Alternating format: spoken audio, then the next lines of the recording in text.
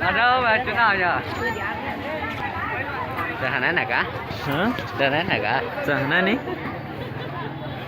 Quay mảng miền à? Ơ sao không thấy mày ở đâu nhở? Không.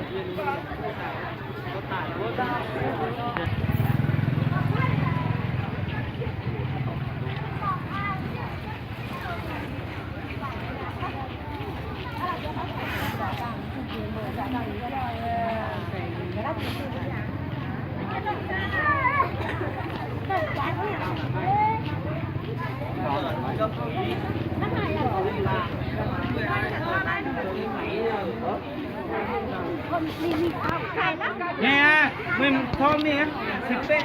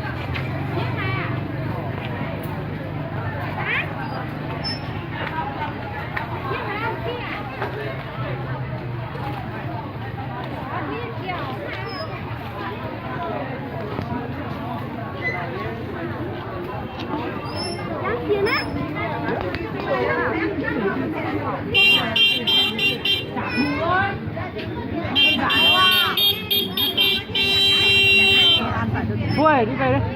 Có gì cũng gặp đó.